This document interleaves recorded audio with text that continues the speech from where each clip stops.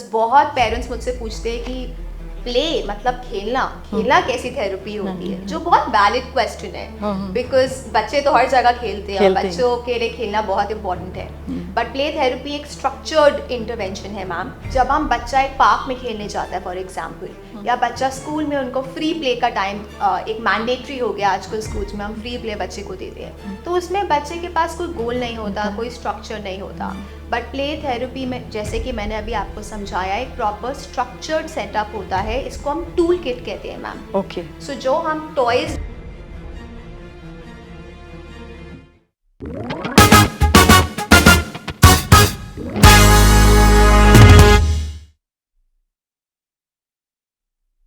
बच्चे मन के सच्चे, सारी जग की आंखों के तारे, और यही तो हमारा भविष्य है। तो आज मेरा विषय है child nurturing and play therapy. Child counselling बहुत ज़रूरी है मेंटल, फिज़िकल और साइकोलॉजिकल ग्रोथ के लिए। बच्चों को समझाने से पहले समझना ज़रूरी है, और वो अपने इमोशंस, डर, कंसर्न कैसे एक्सप्रेस करें वो भी बहुत ज़रूरी है। Why counseling is necessary? Emotions like anxiety, anger को कोप करने में मदद मिलती है। बच्चों का कम्युनिकेशन स्किल अच्छा होता है, वो अपने पीयर्स, अपने दोस्तों से और अडल्ट के बीच में कैसे बातें करनी है वो एक्सप्रेस करने में बेहतर होते हैं। बच्चे प्रॉब्लम सॉल्विंग टेक्निक सीखते हैं इससे, ताकि आगे लाइफ में क्या चैलेंजेस आती हैं उनको उसको सॉल्व करने में बहुत मदद मिलती है। उनकी एक अच्छी छवि बनती है। अगर बच्चा आपका लग रहा है कि कुछ ऊपर नीचे हो रहा है, तो काउंसलिंग से आप ज़रूर उसकी एक छवि अच्छी बना सकते हैं। अगर पढ़ाई का दबाव है या कोई पीयर प्रेशर, मतलब कोई फ्रेंड्स उसको दबा रहे हैं या कुछ कर रहे हैं और वो उसको झेल नहीं पा रहा, तो अगर आप काउंसलिंग कराएंगे तो इसमें भी उसकी मदद होगी।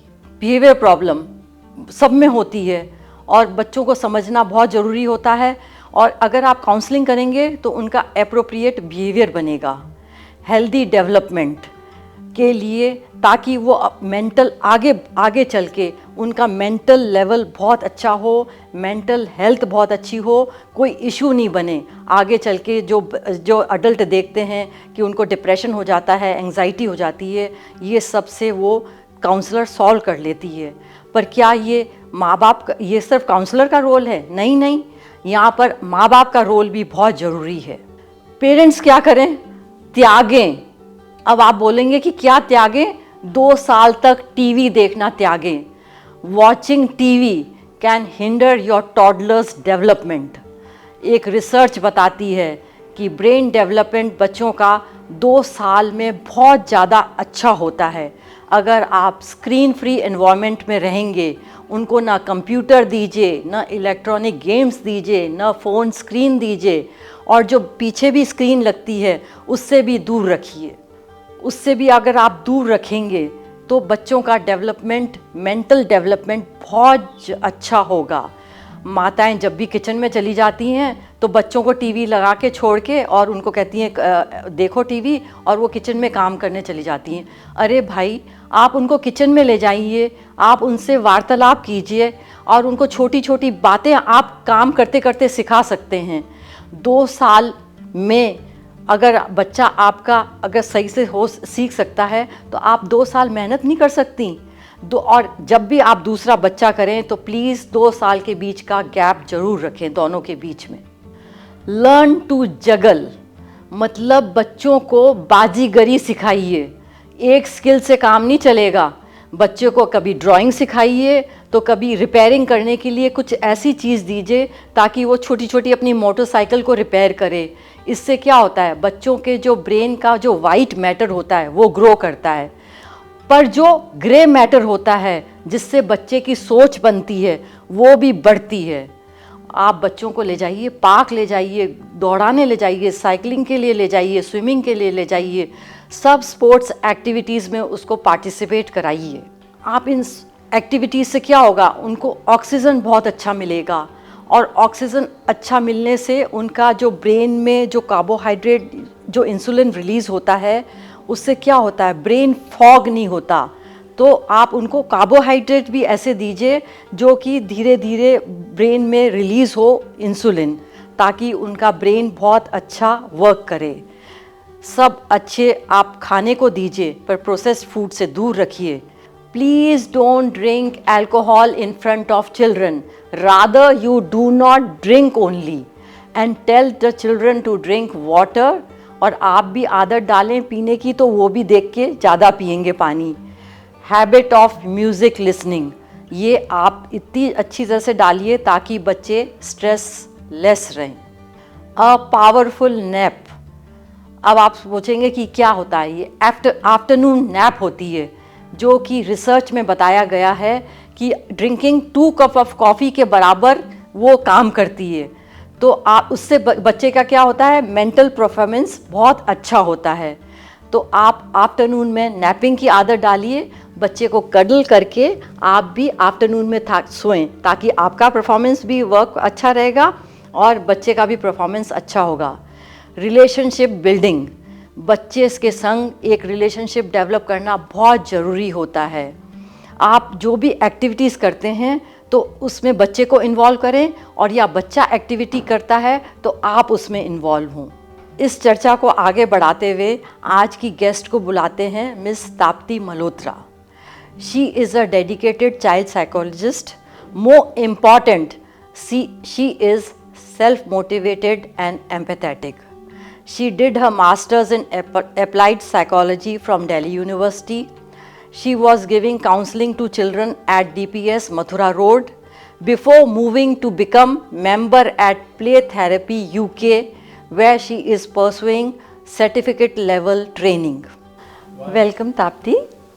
एंड आप इस फील्ड में 10 साल से काम कर रहे हैं, प्ले थेरेपी की फील्ड में। And you have been dealing with lot of children who have lot of various problems. some are autism, some are ADHD, some are hyper, and some may be normal, but they do need counseling. Yes. And I know you are doing a good job for the children, because वो ही आगे का भविष्य हैं। ऐसे तो मैं आपसे पहला क्वेश्चन ये रखना चाहूँगी कि आपने तो ये बहुत काम किया है and you are trained in this, but please tell the audience कि what is play therapy, how you go about it. Great, thank you. And जब हम प्ले थेरेपी की बात करते हैं, इट इज़ एन इंटरवेंशन। वो एक इंटरवेंशन है जो मेजरली एज ग्रुप 4 to 14 वो टारगेट पॉपुलेशन है जिनके साथ हम अप्लाई कर सकते हैं। एंड प्ले थेरेपी में जो खिलौने होते हैं वो हमारी टूल किट होती है। सो बेसिकली प्ले जो है वो बच्चे का एक वर्ड ऑफ एक्सप्रेशन है। जब हम किसी काउंसलर के पास जाते हैं या थेरेपिस्ट के पास जाते हैं, सो यूजुअली हम अपने वर्ड्स के थ्रू अपने इमोशंस को एक्सप्रेस करते हैं, बट प्ले थेरेपी में एक बच्चा खिलौने के ज़रिए अपने इमोशंस को एक्सप्रेस करता है। And it is a new field. India में अभी ये फील्ड डाइवर्सिफाई बहुत हो रही है। A lot of therapists, a lot of parents अब realize कर रहे हैं how important play-based interventions are. And like you rightly said, varied concerns, be it behavior, be it academics, be it autism, be it ADHD, इस area में play therapy actually बहुत effective है ma'am. और even like normal child होता है तो आप जैसे बोलते हैं कि मन भावों को उनके भी जानना बहुत जरूरी है।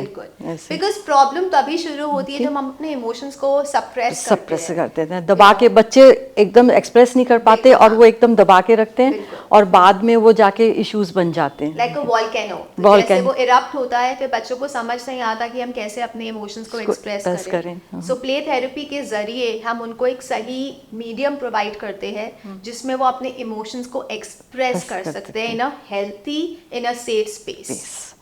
अच्छा, प्ले थेरेपी के कुछ तो नियम होंगे, कुछ तो प्रोटोकॉल होंगे जो फॉलो करना बहुत जरूरी है। आप उसके बारे में एक्सप्लेन करें कि हाउ टू गो अबाउट, मतलब कि आप कैसे प्ले थेरेपी को मतलब एनकरेज करते हैं बच्चों को और कैसे नियम से पालन करवाते हैं। मैम आई थिंक ये बहुत अच्छा क्वेश्चन है, बिकॉज बहुत पेरेंट्स मुझसे पूछते हैं कि प्ले मतलब खेलना कैसी थेरेपी होती है, जो बहुत वैलिड क्वेश्चन है बिकॉज बच्चे तो हर जगह खेलते हैं, बच्चों के लिए खेलना बहुत इंपॉर्टेंट है। बट प्ले थेरेपी एक स्ट्रक्चर्ड इंटरवेंशन है मैम, एंड यूजुअली हम जब पेरेंट के साथ इंटरेक्ट करते हैं तो हम 12 सेशंस का कॉन्ट्रैक्ट साइन करवाते हैं एंड बहुत स्ट्रक्चर्ड, बहुत स्पेसिफिक गोल्स हमारे होते हैं। Can you explain in Hindi structured और स्पेसिफिक कितना?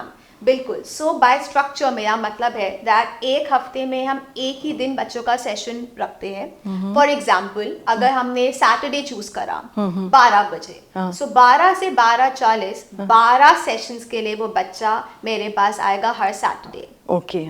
इतना ज़्यादा फिक्स्ड मेरा थेरेपी का मॉड्यूल इतना फिक्स्ड होता है कि इट इज़ इम्पॉर्टेंट कि पेरेंट उसी स्ट्रक्चर के साथ कंप्लाई करे। जैसे कि मैंने आपको बताया, अगर सैटरडे को बच्चा मेरे पास 12 से 12:40 के लिए आता है तो वही सेम टाइम हमें 12 हफ्तों के लिए फॉलो करना। उसका ऑब्जेक्टिव ये होता है कि तभी बच्चे के लिए कंफर्ट जोन बनता है, एक सेफ स्पेस बनता है, एक माइंड में हमारा एक स्ट्रक्चर बनता है बच्चे के लिए कि मुझे हर सैटरडे मिस ताप्ती के पास आना है अपने प्ले थेरेपी सेशन के लिए। ये फर्स्ट स्टेप है मैम। बहुत इंपॉर्टेंट है पेरेंट का कोऑपरेशन। जब हम स्टार्ट करते हैं प्ले थेरेपी, उससे पहले हम एक प्रॉपर पेरेंट के साथ इंटरेक्शन करते हैं। हमारे पास एक क्वेश्चनियर है जिसको हम SDQ कहते हैं, which is strengths and difficulties questionnaires, जिसमें हम बच्चे की पॉजिटिव्स और डिफिकल्टीज को समझते हैं। एक बहुत ऑब्जेक्टिव क्वेश्चनियर है मैम, तो वो हम क्वेश्चनियर पेरेंट को देते हैं, पेरेंट को मेरे साथ भरता है, एक प्रॉपर कंसेंट फॉर्म हम साइन करते हैं बिकॉज ये बहुत इंपॉर्टेंट है कि चीज़ों को ट्रांसपेरेंट करा जाए, बिकॉज अदरवाइज थेरेपी में अगर स्ट्रक्चर नहीं है, गोल नहीं है, मोटिव नहीं है तो आउटकम बिल्कुल इफेक्टिव नहीं होगा मैम। सो पेरेंट मेरे साथ बैठ के, मैं प्रेफर करती हूँ कि दोनों पेरेंट्स आए, बट कभी कभी वी अंडरस्टैंड एक पेरेंट बिजी होता है तो एटलीस्ट मदर या फादर जो भी मेरे साथ सेम पेज पे है, हम अपने गोल्स को सेट करते हैं, एक क्वेश्चनियर भरते हैं, अपने होप्स लिखते हैं कि इन सेशंस के थ्रू हम क्या चेंज बच्चे में एक्सपेक्ट कर सकते हैं, एंड फिर हम अपने सेशंस को स्टार्ट करते हैं। जब पहले सेशन के लिए बच्चा आता है मेरे पास मैम, तो वो उसके लिए एक एक्सप्लोरेशन का सेशन होता है जिसमें बच्चा पूरे रूम को एक्सप्लोर करता है। और प्ले थेरेपी सेटअप में डिफरेंट टूल्स यूज होते हैं, जैसे कि सैंड, जैसे कि आर्ट, जैसे कि क्ले, जैसे कि म्यूजिक, डिफरेंट हम इंटरवेंशंस को अमेलगमेट करते हैं और बच्चे को हम पहले एक्सपोजर देते हैं कि आप अपने रूम को आराम से देखिए, जो भी आपको क्वेश्चंस है आप मुझसे पूछिए। मैं बच्चे से यही बात बोलती हूँ।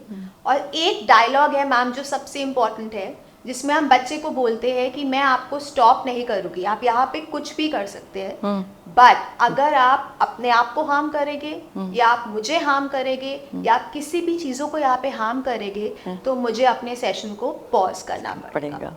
ये एक कंडीशन मैम हम बच्चे के साथ रीइंफोर्स करते हैं, अदरवाइज बच्चा वहाँ पे कुछ भी कर सकता है मैम, मैं बच्चे को स्टॉप नहीं करती उसमें। एक बात मैं कहना चाहूँगी, लाइक ऑटिज्म और हाइपर चाइल्ड होता है, हाँ जी वो तो they will try to like pick the things, throw the things, then very good question ma'am.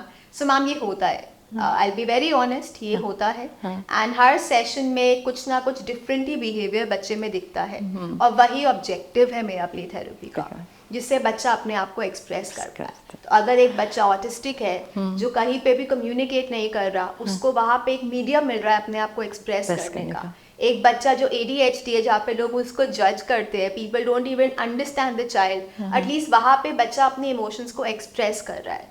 इसीलिए प्ले थेरेपी नॉन डायरेक्टिव होती है मैम, हम कोई डायरेक्शन बच्चे को नहीं देते, बट एक कंडीशन है जो मैंने अभी आपको बताया, that I will only stop the session. मैं सेशन को तभी स्टॉप करूँगी अगर आप अपने आप को हार्म करते हैं, आप मुझे हार्म करते हैं, या आप यहाँ पे किसी सामान को हार्म करते हैं, अदरवाइज हम सेशन को स्टॉप नहीं करते। और ऐसी मैम 40 मिनट्स तक वो पूरा सेशन चलता है, और वही 12 सेशंस हम ऐसे कंटिन्यू करते हैं, और हर 6 सेशंस के बाद हम पेरेंट के साथ फॉलो अप मीटिंग करते हैं, जिसमें हम रिव्यू करते हैं कि क्या चेंजेस आपको बच्चे में दिखे। अच्छा, ये प्ले सेशंस जो हैं ये कितने इफ़ेक्टिव होते हैं और कितना ये आगे चल के अडल्ट को एक लचीलापन, रेजिलेंट अडल्ट बनाएंगे? Right ma'am, so again like I said कि हमें जब हम बच्चा एक पार्क में खेलने जाता है फॉर एग्जांपल, या बच्चा स्कूल में उनको फ्री प्ले का टाइम एक मैंडेटरी हो गया आजकल स्कूल्स में, हम फ्री प्ले बच्चे को देते हैं, तो उसमें बच्चे के पास कोई गोल नहीं होता, कोई स्ट्रक्चर नहीं होता।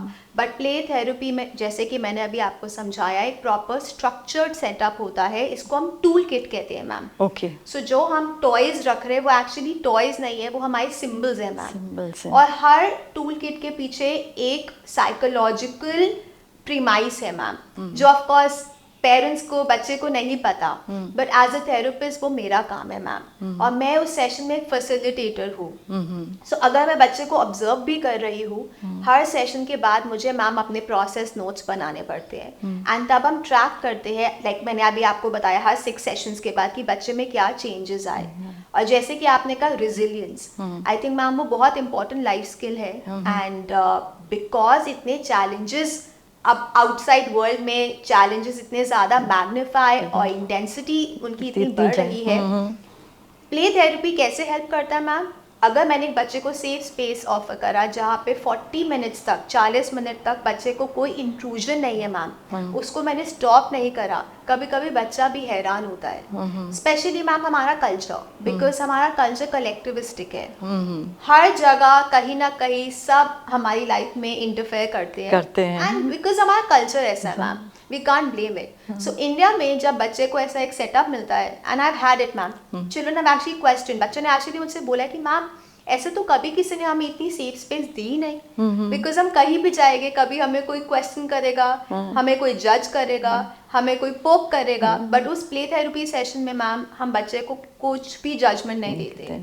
एंड एक्चुअली ये रिसर्च प्रूवन है मैम कि जब हम बच्चे को जज नहीं कर रहे और हम बच्चे को एक ऑब्जेक्टिव स्ट्रक्चर दे रहे हैं, इवेंचुअली आप अपने आप को बेटर समझना शुरू करते हो, एंड आई थिंक जब आपकी सेल्फ अवेयरनेस बेटर हो जाती है, इवेंचुअली आप लाइफ की सिचुएशंस को बेटर तरीके से कोप कर सकते हो, and he becomes a resilient adult eventually.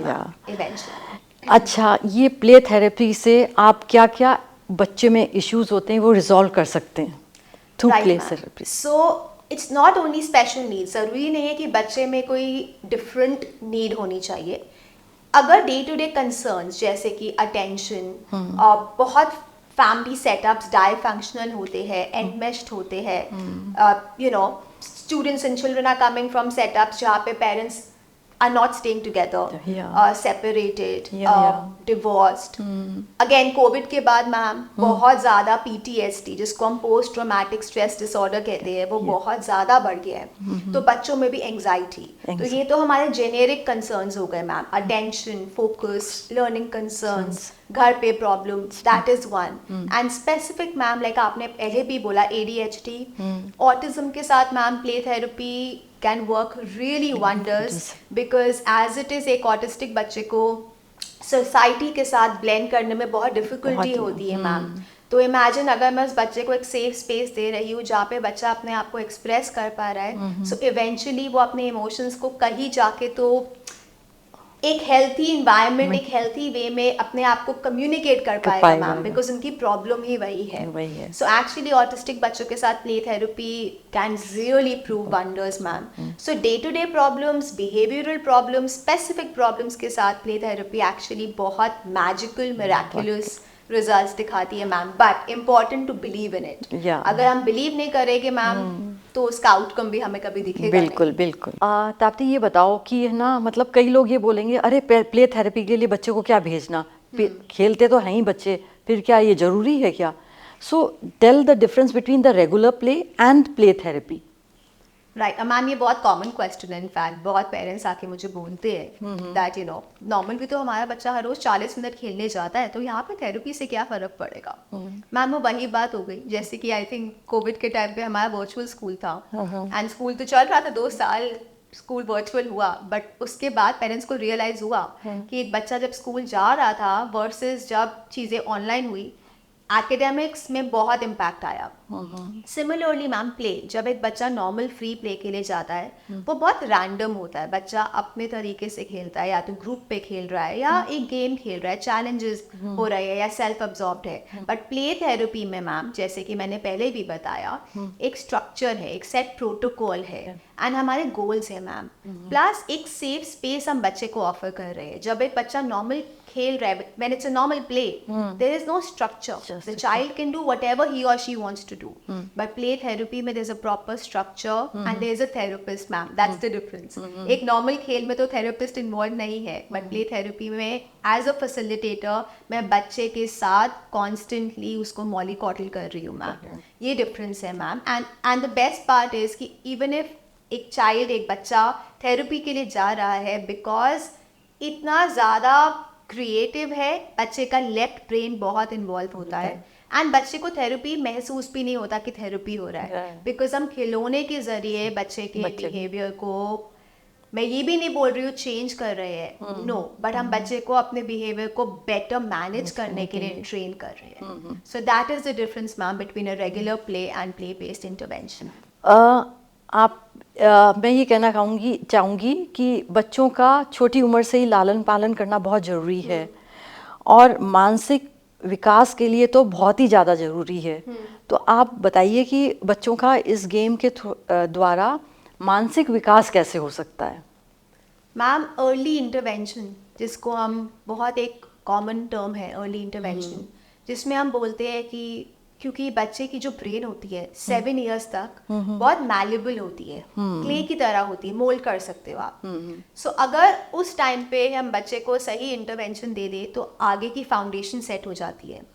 इसीलिए मैम तभी मैंने पहले बोला कि प्ले थेरेपी 4 to 14 इयर्स के बच्चों के साथ यूज़ करी जाती है, बिकॉज उस टाइम तक आपकी बाकी डेवलपमेंटल माइलस्टोन्स बच्चा अकम्प्लिश कर रहा होता है।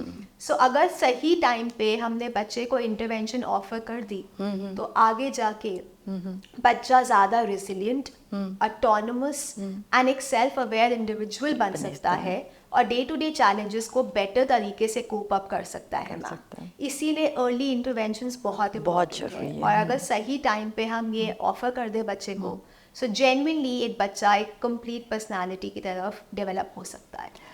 ताप्ती, सब लोग फिज़िकल हेल्थ की तरफ ज़्यादा ध्यान देते हैं, फिज़िकल डेवलपमेंट, फिज़िकल हेल्थ, ये दौड़ाओ, ये करो, पर कोई ये नहीं सोचता कि बच्चे को मेंटल और इमोशनल डेवलपमेंट भी कितना ज़रूरी है। तो आप ये बताएं कि इससे कैसे, मतलब ये डेवलपमेंट हो सकता है मेंटल एंड इमोशनल, एंड आप प्लीज़ टेल द पीपल कि how it is necessary for mental and emotional development, which is a true you have to have like child to be a good adult. Agreed ma'am, I think you are absolutely right. हम लोग अपना, again simple से example मैं gyms का दूंगी, हम लोग इतना टाइम, इतना कभी कभी मनी भी इन्वेस्ट करते हैं ट्रेनिंग पे, फिजिकल ट्रेनिंग पे, अपने लिए, बच्चों के लिए, that you know physically we should look absolutely prim and proper, but mental health पे कोई फोकस ही नहीं करता बिकॉज हमारे पास कुछ बैरोमीटर नहीं है। एक ब्लड टेस्ट के थ्रू मैं अपना डायबिटीज या प्रॉबेबली अदर फिजियोलॉजिकल प्रॉब्लम्स हम लोग असेस कर सकते हैं, एक्सरे है, ब्लड टेस्ट है, बट हमारे माइंड में हम कैसे फील कर रहे हैं, we don't have a barometer. And इसीलिए अगर हम अपने इमोशंस को अंडरस्टैंड करना बेटर तरीके से समझेंगे तो हमारी लाइफ में हम चैलेंजेस को बेटर तरीके से कोप अप कर सकते हैं। और मैम प्ले थेरेपी के थ्रू हम बच्चे की सोशल इमोशनल लर्निंग पे फोकस करते हैं। सो इवेंचुअली जब एक बच्चा अपने आप को बेटर तरीके से एक्सप्रेस कर सकता है, वो अवेयर हो जाता है, अवेयर होने के बाद वो अपने डे टू डे लाइफ की सिचुएशंस को बेटर तरीके से कोप अप कर सकता है। सो इन अ नटशेल मैम, एक इंसान जो सेल्फ अवेयर है, वो रेसिलिएंट है, वो ऑटोनमस है, वो अपनी लाइफ को सिचुएशंस को बेटर तरीके से डील कर सकता है। So as an individual when they grow up, जब वो टीनेजर्स बनते हैं या वो यंग एडल्ट्स बनते हैं, तो वो अपने आप को अपने आप से इंडिपेंडेंटली अपने सिचुएशंस को कोप अप कर सकते हैं। I think that is the motive ma'am, because अगर हम इंडिपेंडेंटली अपनी सिचुएशंस को सॉल्व कर सकते हैं, I think life can be better, we can be better individuals. Emotionally बच्चा अपने आप को एक्सप्रेस करता है तो मतलब he will be feel satisfied और हैप्पी, और मेंटली तो मतलब आगे जाके कोई इश्यूज नहीं होंगे, नहीं तो कितने मेंटल इश्यूज हो जाते हैं, डिप्रेशन में चला जाता है इंसान। मैम अब तो लोग अवेयर हो गए हैं, एटलीस्ट अब लोगों को रियलाइज हो रहा है कि मेंटल हेल्थ बहुत इंपॉर्टेंट एरिया है, because as humans we are blessed with emotions. I think that's the biggest blessing we have all been gifted with, and अगर हम अपने इमोशंस को चैनलाइज नहीं करेंगे ma'am, it can become a disaster. Very true, very true. खिलौने बच्चों के शब्द हैं, मेरे को आपने बोला था। हाँ जी मैम। और खेल उनकी जुबान है। बिल्कुल मैम। तो आप अब डेमोन्स्ट्रेट करके बताइए कि कैसे आप बच्चों को इन्वॉल्व करती हैं और कैसे उनको ये प्यारा सा शब्द और ये खेल देती हैं, जुबान देती हैं मतलब। Thank you ma'am. सो यहाँ पे मैं बहुत थोड़ा सा सामान लाई, बिकॉज प्ले रूम तो बहुत बड़ा होता है एंड वहाँ पे बहुत सारा हमारा टूल किट होता है, जो मैंने पहले भी बताया था। पर छोटा सा एग्जाम्पल, प्ले थेरेपी का एक मीडियम है मूवमेंट, जिसमें ये पॉम पॉम है। तो बहुत बार एक बच्चा पॉम पॉम उठाएगा, ऐसे घुमाएगा, ऐसे घुमाएगा, ऐसे घुमाएगा, कैसे भी घुमा सकता है, शायद उसको फेंक ही देगा सेशन के टाइम पे। अब वही चीज़ अगर बच्चा बाहर करेगा तो सबसे पहले एक पेरेंट या एडल्ट या टीचर क्या बोलेगी, दैट तुमने क्या किया, तुमने फेंका कैसे इस पॉम पॉम को, no no no, keep it properly, इसको ठीक से रखो।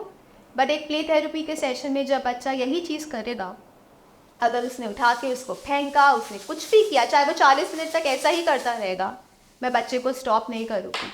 और मैम किसी को भी लगेगा दैट ये कैसी थेरेपी है, हम बच्चे को स्टॉप नहीं कर रहे, बट एक्चुअली वही थेरेपी का मैजिक है, बिकॉज हम बच्चे को एक्सप्रेस करने का एक जरिया दे रहे हैं। और जैसे मैंने पहले कहा था, प्ले थेरेपी नॉन डायरेक्टिव होता है, हम बच्चे को कोई डायरेक्शन नहीं देते, बट वो इंस्ट्रक्शन मैं कॉन्स्टेंटली रीइंफोर्स करती हूँ। अगर इसी पॉम पॉम से बच्चा उठा के मुझे मारने की कोशिश करेगा, तब मुझे स्टॉप करना पड़ेगा। मुझे बच्चे को बोलना पड़ेगा कि let's go back to the ground rules. हमारे 3 ग्राउंड रूल्स क्या थे, मैं आपको स्टॉप नहीं करूँगी till the time you harm yourself, you harm me, और you harm the things around you.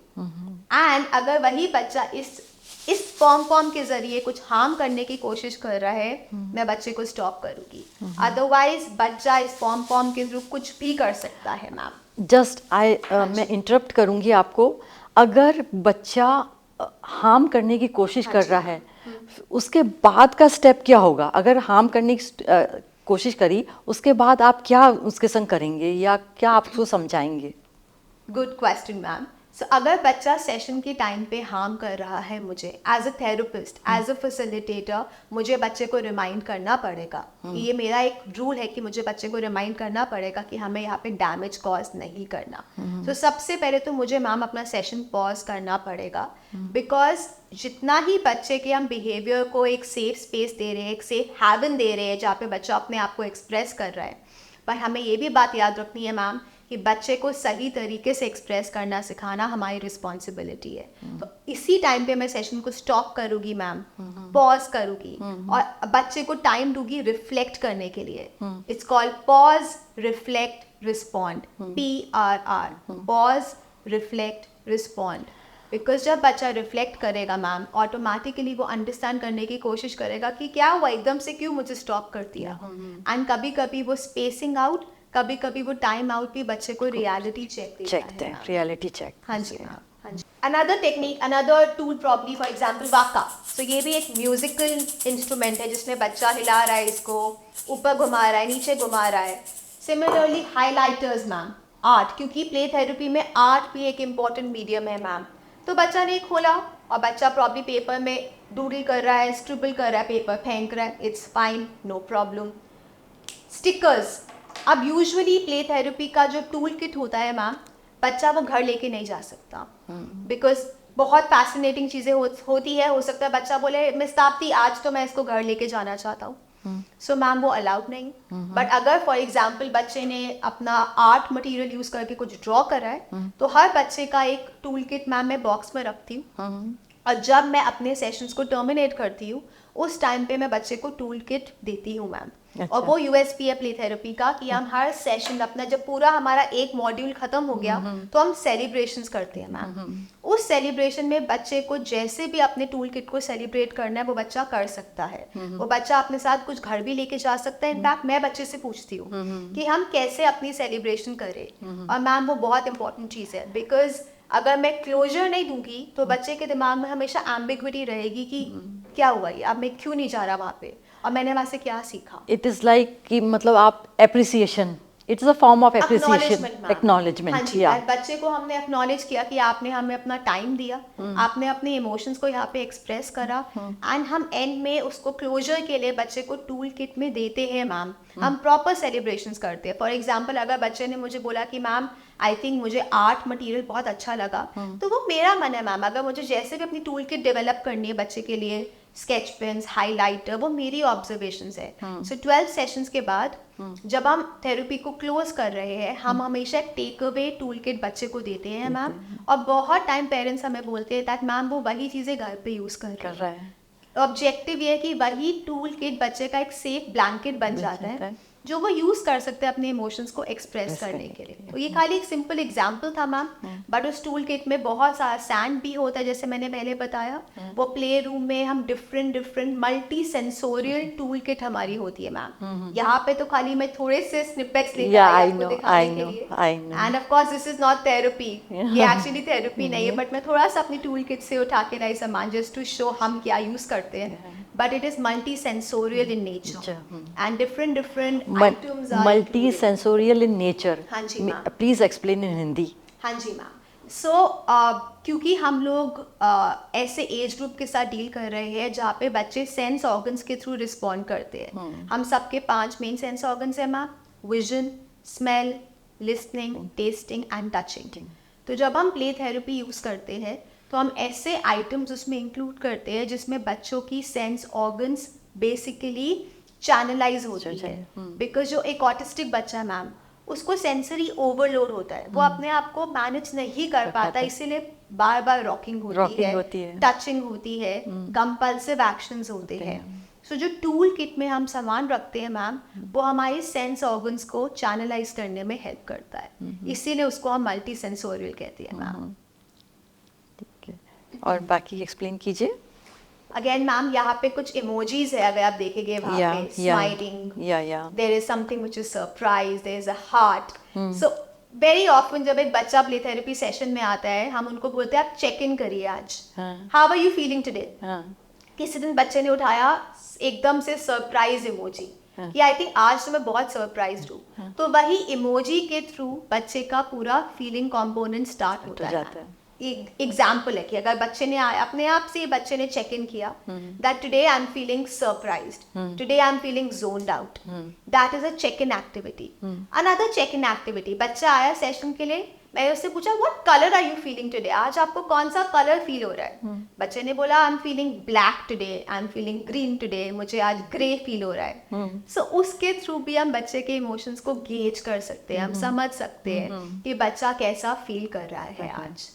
Ma'am also like वापस कुछ स्टिकर्स भी पड़े हैं, तो वेरी ऑफन बच्चा अपना स्टिकर उठाता है, एक शीट लेता है, उस पर चिपकाता है, उससे भी बच्चे की फाइन मोटर स्किल्स डेवलप होती है मैम। बिकॉज अगर कुछ डेवलपमेंटल डिले है बच्चे में, उनकी ग्रॉस मोटर और फाइन मोटर स्किल्स डेवलप नहीं है, even picking up the stickers, even pasting is actually helpful for the child. I and motor coordination. Absolutely ma'am, eye hand coordination and using of the gripping is very very helpful for the child। हम ma'am puppets भी use करते हैं, drama भी use करते हैं, story telling भी use करते हैं, एंड एक बहुत हेल्पफुल टेक्निक है क्रिएटिव विजुअलाइजेशन, जिसमें हम बच्चे के साथ एक प्रॉपर स्टोरी सेटअप करते हैं और बच्चे को इनकरेज करते हैं माइंडफुलनेस के लिए। सो वो भी हम बीच बीच में क्रिएटिव विजुअलाइजेशन बच्चे के साथ यूज करते हैं। और मैम मेरे पास एक स्टोरी बैग भी है, सो स्टोरी बैग में डिफरेंट चिट्स है। सो फॉर एग्जाम्पल कोई एनिमल आ गया, कोई सी आ गया, तो बच्चे ने अगर कुछ चिट उठाई तो वो अगर फॉर एग्जाम्पल सी से रिलेटेड कुछ चिट आई तो मतलब उसमें we will talk to the child about something related to sea animal, water animal. So वो भी एक थेरेप्यूटिक स्टोरी बैग है जिसमें बच्चा अपने आप चूज करता है और वही स्टोरी टेलिंग हम बच्चे के साथ करते हैं। सो मैम वो काफ़ी एक्लेक्टिक है, एंड क्योंकि हम बच्चे को क्रिएटिवली चैनलाइज कर रहे हैं और बच्चे की लेफ्ट हेमिस्फेयर उसमें इन्वॉल्व होता है, सो कहीं ना कहीं उसका focus attention span and enthusiasm and interest. The best Interest. thing is that the interest to come for the next Next session session. also develops, ma'am. वो खुशी खुशी आएगा नेक्स्ट सेशन के Yes, लिए. ma'am, because otherwise therapy can be very boring. Boring, yeah, I know. Because हर बारी if I'm probing anybody, right? If you go to a psychologist or therapist and you're probed and you're questioned yourself, आपको लगेगा कि मेरे को जज किया जा रहा है या शायद मुझ में सच में कोई प्रॉब्लम है कि मुझसे इतने सारे क्वेश्चंस पूछे जा रहे हैं. बट प्ले थेरेपी में शायद बच्चे को महसूस भी नहीं होता कि वो अपने इमोशंस कैसे एक्सप्रेस कर रहा है और कैसे हम बच्चे को अनकंडीशनली एक्सेप्ट कर रहे हैं और who she or he is. हम कुछ भी जजमेंट बच्चे को पास नहीं कर रहे मैम, और वही बच्चे को एम्पावर करता है और एम्पावर्ड बच्चा बेटर अपने आप को एक्सप्रेस कर सकता है. और लाइक आई सेड, अगर हम इमोशनली अपने आप को बेटर एक्सप्रेस कर पाते हैं, we are more resilient as people. So मैं ऑडियंस से ये कहना चाहूँगी कि बच्चों को प्ले थेरेपी बहुत ज़रूरी है. वहाँ आपके बच्चे को जज नहीं किया जाएगा, उल्टे उसके मन भावों को सामने वो लाएगा और वो एक अच्छा इंसान, रेजिलेंट अडल्ट बनेगा. अगर आपको वीडियो पसंद आई है तो प्लीज़ आप कमेंट बॉक्स में अपने कमेंट डालिए और ताप्ती जी आपको क्वेश्चंस के जवाब ज़रूर देंगी. और आप ज़रूर इसको लाइक करिए और सब्सक्राइब करिए.